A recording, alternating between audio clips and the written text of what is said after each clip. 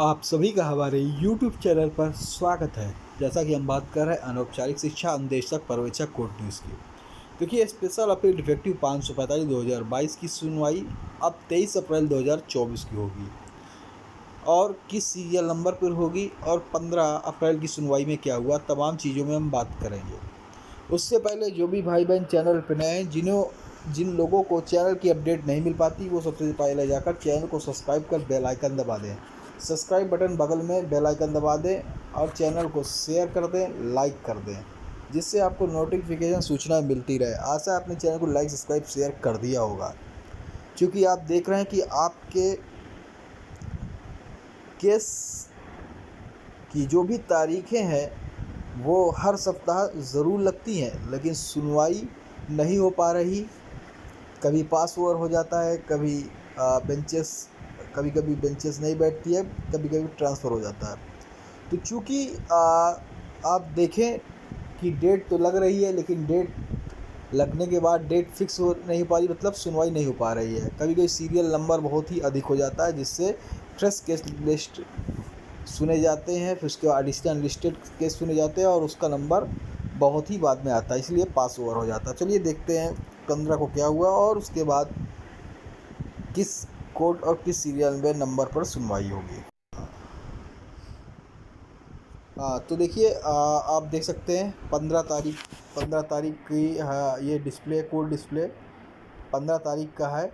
और 15 तारीख को आपकी जो सुनवाई थी 15 अप्रैल को, ये भी कोर्ट नंबर अगर हम बात करें तो कोर्ट नंबर 40 पे लगी हुई थी आपकी सुनवाई। और हमेशा अभी तक देखें तो कोर्ट नंबर 40 पर ही आपकी सुनवाई लगती है। और 15 तारीख को अगर हमने सुबह देखें, 3 साढ़े 3 बजे के करीब हमने इसको देखा।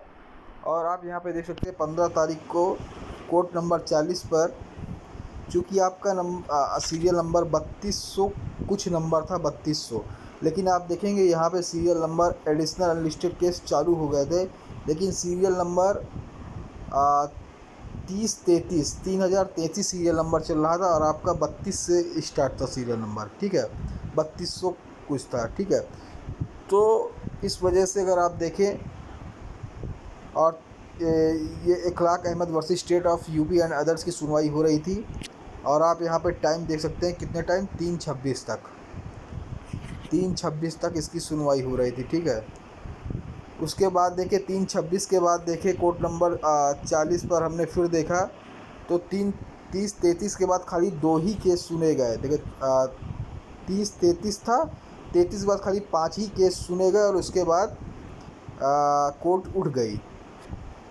4 बजे के बाद कोर्ट उठ गई और खाली 33 तक आपने देखा। 3:30 बजे के बाद खाली 5 ही केस सुने गए, 3:38 तक, जो कि Balram ji Mishra and 21 others versus State of UP, इनके केस सुनने के बाद कोर्ट उठ गई और आपका 3200 कुछ आपका सीरियल नंबर था, तो आपकी सुनवाई नहीं हो पाई थी, आपका केस पास ओवर हो गया था। अब देखते हैं 23 तारीख को किस सीरियल नंबर पर लगी है सुनवाई।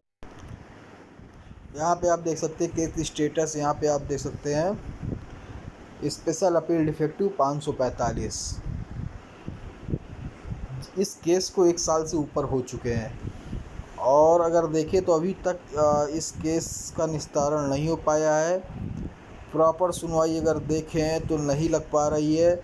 2024 में अगर देखें तो एक भी बार इसकी सुनवाई नहीं हुई है, वो भी हम देखेंगे। आप यहाँ पे देख सकते हैं नेक्स्ट हीयरिंग डेट, आप यहाँ पे देख सकते हैं 23/4/2024, यानी कि मंगलवार को इसकी सुनवाई होगी। 23 अप्रैल को इसकी सुनवाई होगी और ये कोर्ट नंबर 40 पर इसकी सुनवाई होगी और सीरियल नंबर 3244, सीरियल नंबर इसका 3244 है।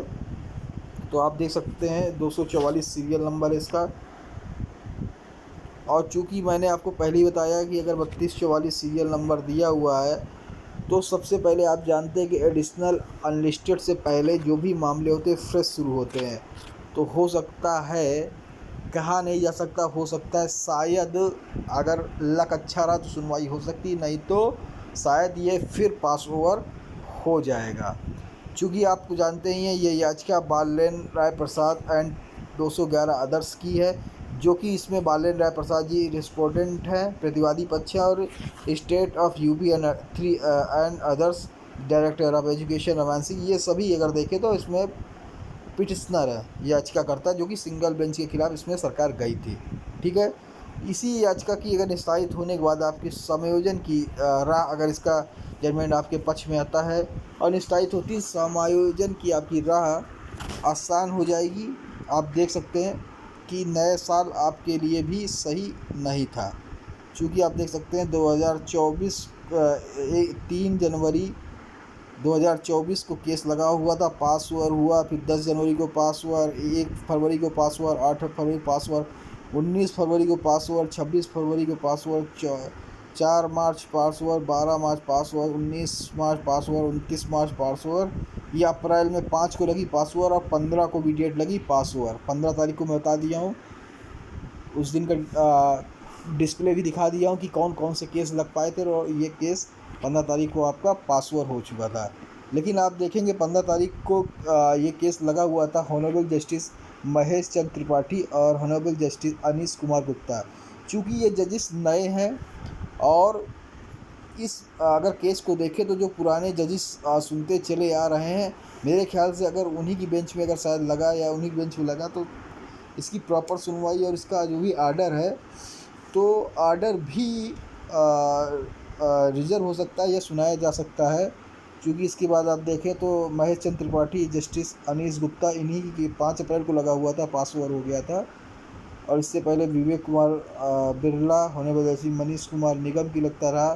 तो आप देख सकते हैं कि ये जो केस है, इसके जस्टिस या कोरम देखें तो हर बार बदल रहे हैं, फिक्स एक कोरम नहीं कि उन्हीं प्रॉपर जस्टिस बेंच पे लगे और इसकी सुनवाई हो एक दो सुनवाई में इसका जो भी निस्तारण है हो जाए। तो आशा करते हैं कि 23 तारीख को इसका निस्तारण हो जाए, और जो भी फैसला आए अनौपचारिक अंदेशक पर्यवेक्षक भाई बहनों के पक्ष में आए। देखिए, निरंतर प्रयास होता रहता। आप यहाँ पे देख सकते हैं कि इसकी सुनवाई अगर देखें तो सबसे पहले जब इसकी डेटें फिक्स हुई थी और इसका आर्डर रिजर्व हुआ था, तो आप देख सकते हैं 8 नवंबर को ही एक आर्डर सुनवाई हुई थी, एक आर्डर रिजर्व हुआ था 8 नवंबर को। तो 8 नवंबर को अगर आप देखें, 8 नवंबर 2023 जिस दिन डेट फिक्स हुई थी, तो 8 नवंबर को कौन से जज थे, देख सकते हैं 8 नवंबर को डेट फिक्स हुई थी, और 9 अक्टूबर को भी डेट फिक्स हुई थी, जिसका इसका आर्डर है। 8 नवंबर को डेट फिक्स हुई थी, इसका आर्डर है। और ये हॉनरेबल जस्टिस मनोज कुमार गुप्ता और हॉनरेबल जस्टिस दोनादी रमेश चंद जी की बेंच में था, दोनों सीनियरों की बेंच में था, और उस दिन आर्डर आया था। अगर प्रॉपर बेंच मनोज कुमार गुप्ता और दोनादी रमेश चंद जी अगर देखें तो यही लगातार सुने भी आ रहे हैं।